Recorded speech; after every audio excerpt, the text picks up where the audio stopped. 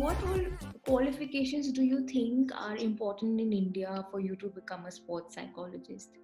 So the requirements for working as a sports psychologist in India is either masters in clinical psychology or in applied psychology. Okay. And there are few institutes from where either you can do a certificate course or 1 or 2 week training program. NIS Bangalore and NIS Patiala provides you 1 or 2 week training program in sports psychology. And apart from that, Guru Nanak Dev University from Amritsar and NSU, National Sports University, Guwahati or Gwalior, I think it is. It's in Northeast only. Mhm. So these two institutes give you master's degree in sports psychology. Right. And you can do a certificate course from Jain University, Bangalore. Yeah. So yeah, there are a few institutes. Apart from this, there might be 1 or 2 other institutes also, but I'm not very sure about the information they have and how the course is over there. So can't say about it. But if you want to work as a sports psychologist in any other country, maybe in Australia or South Africa or Canada and all, there you have to do your masters, at least masters in sports psychology. And post that you have to do your internship under a sports psychologist. They need a certain amount of working hours, somewhere around 200 or 100 working hours of your experience under supervision, and then you can get yourself licensed from their association Right. to work as a sports psychologist over there. So all in So all, in these India, if you're through with your master's degree, either in applied psychology or clinical psychology, you're pretty much eligible to get into a field of sports psychology. Yeah, you are, but if you have an opportunity, I would suggest do a certificate program also. uh, Post your masters in this sports psychology. So it would be beneficial if you have some in-hand experience and all, and maybe you can work as an intern during your masters with the sports psychologist, so they have quite a good experience to share with you. So it's not like that when you go for your internship they're going to provide you all the information, but you have to be very keen to learn. You have to keep on asking them questions and questions. They are not going to give you informations directly, but you have to explore, observe and understand how things work around. Then only you can function well. And if you have some sort of playing experience, you can use it as a, I would say, as a layer or something to bridge a gap between you and athlete, how to understand how the Yeah. competition thing works and all. Yeah. Uh, but you have to sort out your feelings first as an athlete before working with the team. Do not think that if you have worked as a, okay, if I am a player, I can do everything right for them when I understand everything. No, you do not. They won't relate to you that way. There is a difference between recreational activity as a sport or playing at a serious competition level like national university level competitions and all, or getting into the national camp and all those things. These are very different experiences. Definitely. Definitely. So yeah, this is one of the things that whosoever want to work in this field, they okay. Okay, so Abhilasha, what is the scope and job opportunities for sports psychologists in India? Because like not a lot of people are aware about it, and even if we are, we think that it's a pretty unconventional route. So, what is your take on this? It is. I mean, there are more opportunities in metropolitan cities compared to in small towns or these small cities and all, because people still do not understand why we need sports psychology for our growing kids and all those who have been investing their time in sports. So there are still some opportunities like working with Sports Authority of India with various teams and all. They hire people usually around when there is a big competition coming up. So if there is Asian Games or Olympics and all, so year or maybe 2 years before that, they'll put an advertisement that, okay, we want a psychologist and there is a requirement for the psychologist in the teams and all. Obviously all the Indian teams need a sports psychologist, but there are few teams who are more prominent to have a sports psychologist on board, like with the hockey. Then the regional centers of Sports Authority of India need psychologists, those who can function well with them. And then there are private clinics also, those who have been studying abroad the sports psychology and have come back to the country, and they have their own personal clients coming to them. And why there is more growth in this sector, because now there are many parents who are looking sports as a job or opportunity, like engineering and all, for their kids. They want their kids to play big, earn big through sports. Right. So there are parents who are actually passionate about it also, and they want a psychologist on board also for their kids. But these kids are from those expensive sports like shotgun. If you want to be part of a shotgun shooting team, want to understand this game, play this game, you need a minimum amount of 8 lakh something per year of investment in the game itself. So obviously when you are investing so much, you want to have some medal also, and you want to work on it. So shotgun is more of a mental game compared to the physical, but it needs both. That is a concept which everyone thinks ki khade khade shoot karna hai. You need a physical strength to lift that gun, which is heavy, and then you have to have such a windy weather, rainy weather, and it happens on whatever kind of weather there is. Even if it is वो जो राजस्थान के sand dunes वाली आंधी होगी तो भी वो game नहीं रुकता है. You have still have to play. Yeah. So that also you need a mental preparation for that, and physically fitness also required to some extent. Then hockey has also tried to make sure, after Roland they have been more sure that they need a psychologist on board. And then cricket is they hire mostly people with quite a lot and enriching experience, like those who are at the top. Yeah. Those kind of people from the foreign, they hire psychologists quite a lot. Okay. Then apart from that, football also need a psychologist, but mostly the psychologists are working with the national teams and all. They work through Sports Authority of India and the federations, which the event is associated with. Okay. Well, you were talking something about the private practice or the clinics. So could you tell us more about it? So I also worked in a private clinic. So we have a setup where a nutritionist, a psychologist, and a physiotherapist, 3 of them would have been working on an athlete together. Sometimes situation is that we 3 have to work as a team on an individual athlete to get a result out of that person. The right assessment of their clinical diagnosis and all, making sure that they are mentally able to deal with the situation which is coming up to them. So I'll give you one of the experience with one of my athlete. It happened.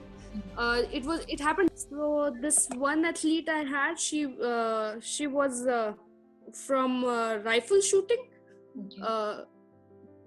No, she was not from rifle. She was from air pistol shooting, and she was supposed to go for her World Cup in Australia, and just before that she had some neck pain or something, and her doctor diagnosed her with cervical. And she got so stressed out, and I was also in the same range with the another of the team I was working with, and she came to me and then she said she's very stressed out and she don't know what to do. She had some neck pain over here and shoulder pain over here, and then the doctor is telling she's having a cervical, and she's just 18 years old, around 18. She's just 18-year old, and she got really stressed out because of it. So I told her to come to the clinic and told her to get all her reports, and then me and one of our physiotherapists sat together. Then she saw her reports and then asked her to do certain exercise and all, and then she asked about what she has been doing and all that thing. Now my friend said, who was the one assessing her report further, this physiotherapist, that because she has been holding her hand straight like this out in the way you hold your gun, and has been practicing like for 2 to 3 hours in a continuous state, because of that, that pain was over there. Her physical structure was just like that. It was not cervical, but it was misdiagnosed because instead of going to a sports specific doctor, she went to a normal doctor who has been dealing orthopedic. So the report has been misdiagnosed because there has been it was not related to the issue she was having. And then after providing her the right report, I did the counseling session with her, and it helped. She was actually able to perform well. She came to me with an issue that she was not able to break her barrier. She has been ranking 5th or 6th in a tournament, but she want to go up. So in that tournament she scored second. She went to the final rounds. Right. So it helped sometimes. So we even have similar case with the two of our athletes in hockey also. So now I learned this thing when I was working with the hockey team only. These athletes, they won't come and walk and to us, okay, we are in grief or pain, we have issues, please come and help us out, counsel us. So what I used to do, I used to sit with the physiotherapist a lot and used to observe what she's doing with the athletes. Usually if someone is relieving you of your pain, you tend to open up to that person. So physiotherapist is doing a treatment, she's relieving her pain, emotionally they feel like sharing their things with them. So sometimes I get the right information from that room only. So we have two athletes. एक का x ray report में आ रहा है कि she has too much of issues with her hamstring, that she cannot play, but she is doing fine. उसका सिर्फ कोई minor issue था, she was not heavily injured. The other player who has a heavy injury, उसकी x ray report वो show ही नहीं कर रही है. So you have to clinically correlate those things. And then we figure it out, the person जिसका hamstring का ज्यादा issue है और उसका एक्सरे रिपोर्ट शो नहीं कर रहा है, the issue is happening because of the stress she is taking. The psychosomatic we have yeah, that was psychosomatic pain symptoms. So we have to do CBT with her to explain that just with her thoughts she's elevating the level of pain and harm to her body. So post that helped me in another way around also. So once she understood that because of her thought process, her pain is elevating and she need to get out of those negative thoughts and stuff, the things are not working because the way she's thinking, she need to change that. And she shared it with fellow athletes also. So those who have been dealing with the injury and all, and they have been in rehabilitation, they started coming to me more. That I am having some issue and I want to talk about it. So this is how it also helps us. But clinically correlating things also are required. So when you talk about working in a clinical setting and all, I would say before that, get out to the field, observe your athletes, gain some experience and insight about their game and what they are doing, how they are doing, why they are doing it over there. You should stay in communication with the coaching staff, support staff also, because sometimes you are looking for the right information to tap the things right, and that information you might not get it from the athlete, but you need observation of your fellow teammates also, like what they have been observing about this athlete. So that is also important. Then you can say, okay, after a certain amount of experience, you sit in an office setting and then you expect an athlete to come to you and then, okay, and now I'm ready to listen to you because I have also observed it. In the beginning, I was not very sure about taking online and all. I rejected so many cases in the beginning that I'm not going to do online counseling because of that. I need to see what that athlete is doing in the ground. It's not just about that I sit and listen and you pay me and you just go away. So if you want to work even in the clinical, try to go and observe your athletes, or maybe you can ask them to send you the videos and all. Sit with them, see what they're doing in the ground. That is very important. You need that thing over there. Okay, so what are your future plans? What do you plan to do now and what are you currently doing? Okay, currently I'm planning to prepare for my PhD program. So I'm on my maternity break right now. So if I have some online counseling queries coming to me, if I see it is worth taking and I can deal with it online, then I try to do it, or else I pass them on to the relevant person if that is required. Okay. And apart from that, what I'm planning to do is I want to do my PhD now. So I'm preparing for it, and also for a counseling diploma if I can get it from NCRT ka course, because that is very enriching. I heard about it. Mm. So that I can work in a school setting, and I think that is the place, after gaining so much experience, I want to go to. uh, After working with this women's hockey team with the senior athletes and the junior squad and all, I realized you need to, psychology is not just that you tap within a day or two. Yeah. And those who have been coming to us in a clinic, they have been expecting that within a day we'll do some miracle. That won't happen. You need to work at the So ground level. we need to work at the ground level, and I think if I can start working in the school, I can tap those things right from the beginning Makes sense. as a counselor with the school setting and all. Because everywhere you'll find there are, at least in every school, there are few athletes who are not good with the studies, but they could be taken to the average scale, and they can enhance their skills in their sports Yeah. if we set their habits right. Yeah. And this system only works here, that कि आप खेल रहे हो तो सिर्फ खेलो ही खेलो, आप पढ़ रहे हो तो सिर्फ पढ़ो ही पढ़ो. But if you go and watch these athletes from the other country, that doesn't work. I've seen these few of the Korean athletes bringing their notebooks to the World Cup and preparing their notes when they are free for their exams and all. Yeah. So they have to work hard. They have no rewards or something like the job security and all in the other countries for the athletes.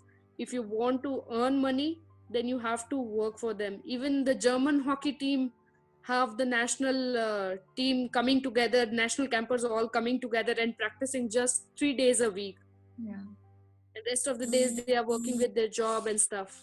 All that thing is there. You Yeah. have to bring those things at certain level.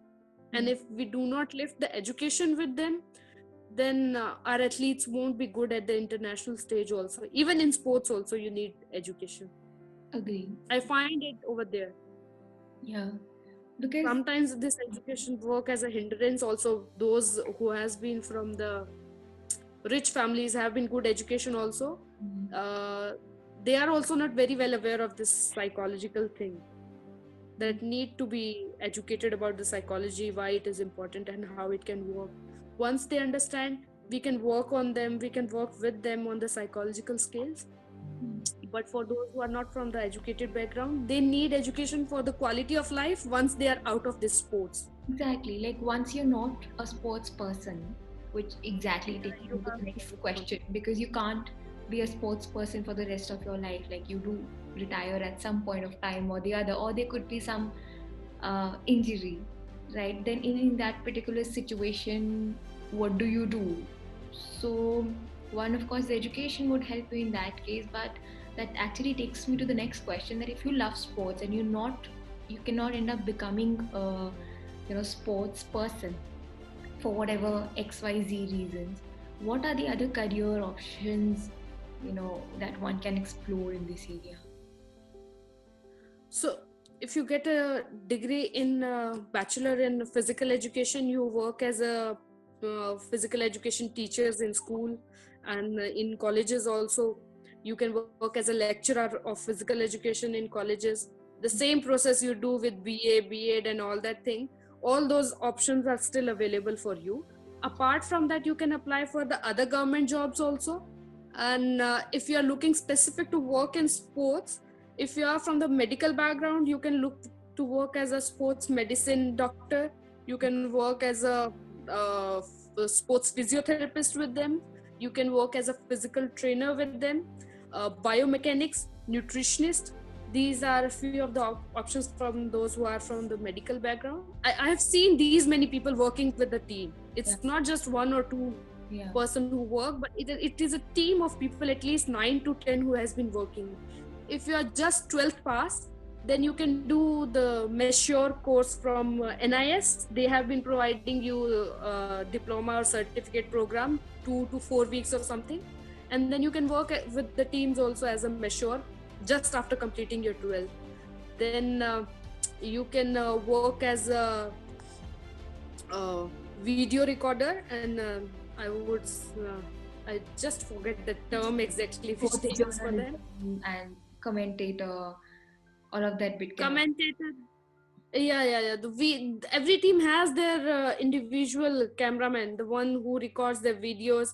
He'll use certain softwares which are provided to them, and accordingly they'll put those clippings into the order after a game, so that athletes can study their game. So Yeah. national teams do that. They have the one person, the video man, who has been doing this thing for them. Right. And yeah.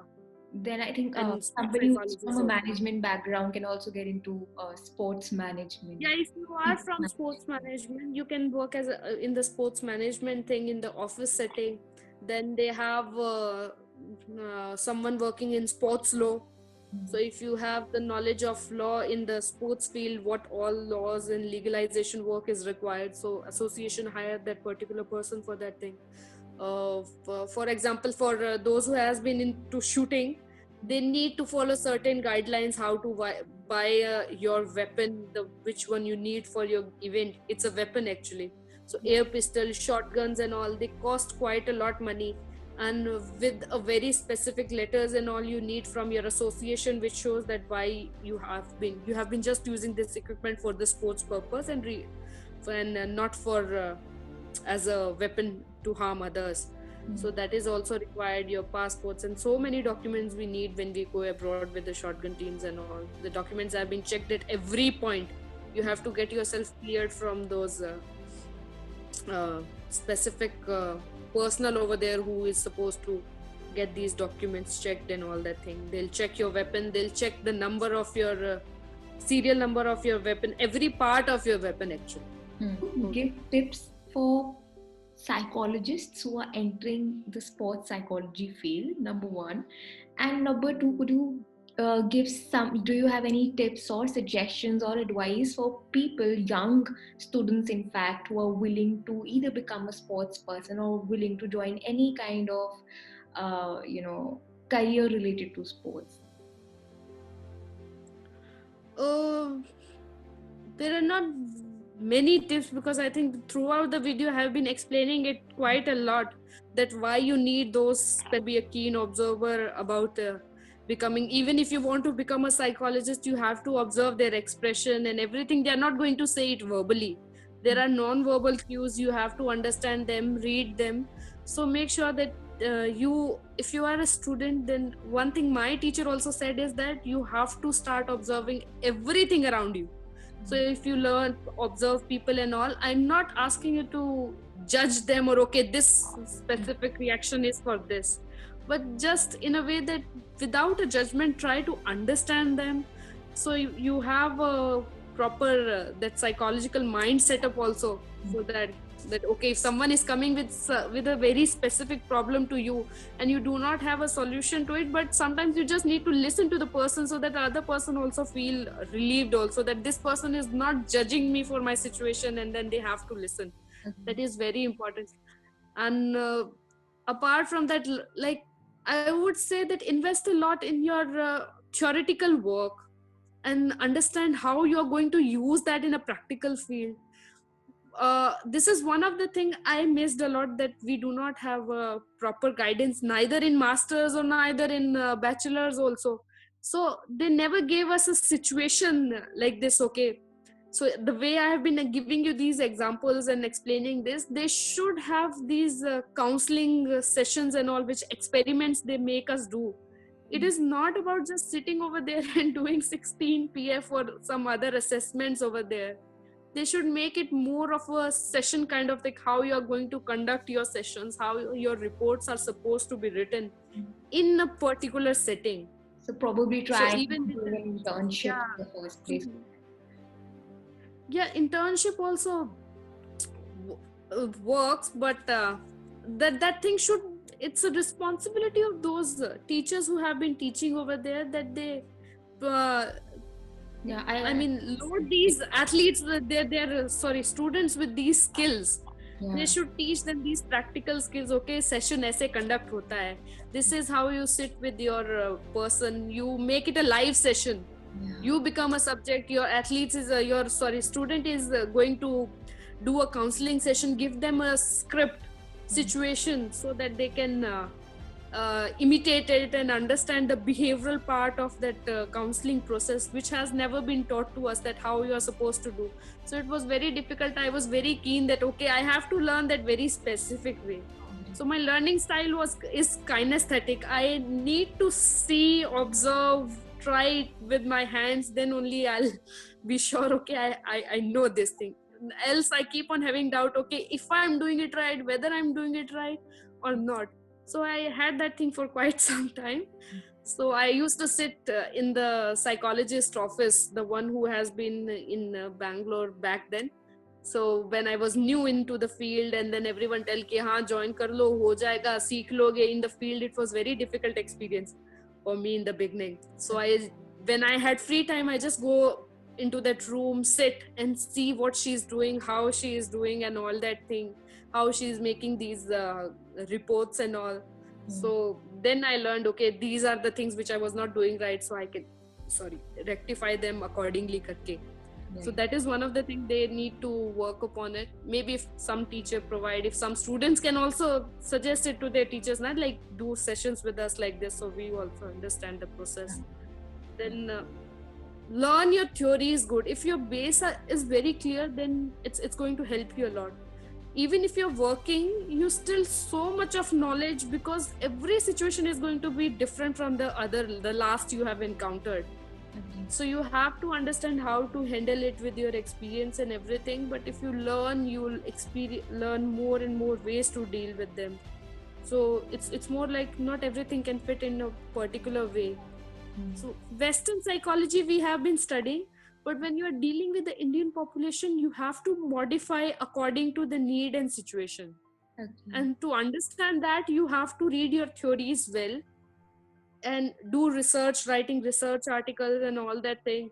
That is very important. Do understand what all are important soft skills you need to develop. You need to practice them during your learning phase, so that you can, it will be easy transition from your theoretical portion to working in a practical field. That thing, those skills are need to be practiced over and over again by them. I think that would help them a lot.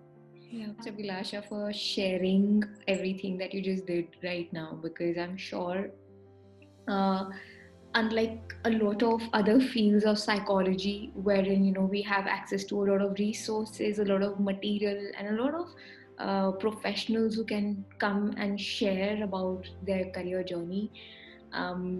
Having an access, like this, wherein a professional is actually talking about sports psychology, the experience and the journey,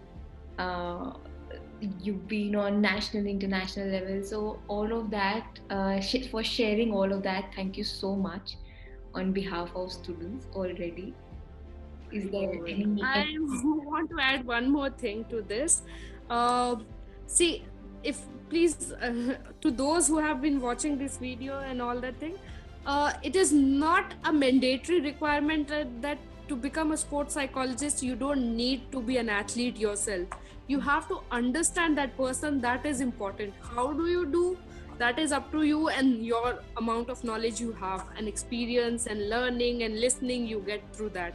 But it is not very important that you have to be an athlete. After watching this, I thought like some will think that, okay, you have to be an athlete yourself, then only you can become a sports psychologist. That is not your requirement. It's not mandatory. It's not mandatory, but if you have that, it's good. Like it adds to an experience in some way. Yeah, it's good to some to some extent it helps you understand. But I also met someone in one of the conference that person was literally being kept on preaching by others that, okay, you are not from sports, you cannot be a sports psychologist. You are not from sports, you have not played, so you cannot be a sports psychologist. That is not a thing. Even if you have played at a recreational level, you do understand why people are there in this field. So you have to work as a psychologist with them. You don't have to go into the ground and play. You have to observe that behavior, and that with a good supervisor you can actually understand how the process is. It's same working in any other setting also. So that is not a mandatory requirement. If someone thinks that is not a mandatory requirement, that you have to be from a sports background to be a sports psychologist.